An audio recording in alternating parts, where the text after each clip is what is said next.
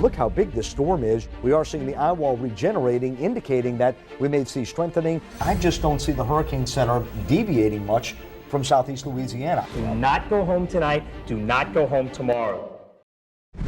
I'm Steve Simon, about an hour drive north of New Orleans. I'm in a town that people came to get away from the front of the storm. Look at the sign they're holding up for us.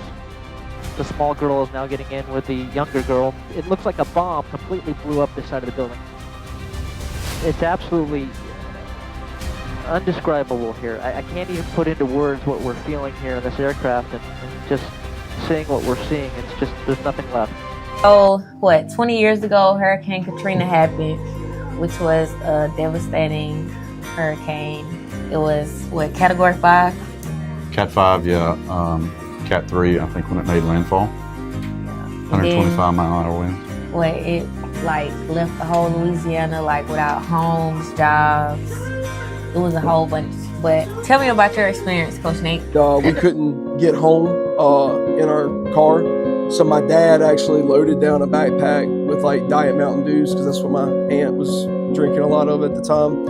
And he grabbed a bike and started going from Stony Point to try to get to East Acres in Franklinton. And from what he has told us, essentially the whole way there, he was pretty much just carrying the bike. I was in traffic, leaving from New Orleans to go across the causeway, at least 8 hours. 8 hours in traffic. Tell me about your experience during Hurricane Katrina. It was probably one of the more difficult times of my life and most people's lives. We know that many are anxious to return to their homes. It's not possible at this moment. This is the scene today. Tens of thousands of people massing at the Superdome, hoping to be one of the lucky ones who manages to get out of the disaster zone before succumbing to hunger, thirst, and disease. There was a big old field of pine trees. They were all going back and forth with it. And when we finally, it passed, we went outside and we couldn't even see the highway because all those pine trees had broken off about 10 feet above the ground. Well, when we woke up that next morning, everybody was just kind of sleeping when they can, and we was so curious about our home, so we tried to leave to go and go check everything out, because we had horses and animals that was left behind at the house. So it took us 2 hours to drive from Pine back to Richardson Community in Franklinton. Trees went everywhere. And people were just helping each other, cutting trees, pushing them out the way so people can make their way through. It just really looked like a war zone. It's something that I still get emotional about when I go to the Superdome, because I remember seeing the people in there that were, a lot of them dying. It's, helped me have more of a connection to the city of New Orleans and the Gulf Coast, and it's good to see things that are coming back and rebuilding, but definitely there's a lot of people that today was the worst day of their life.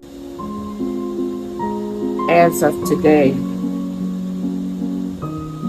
that was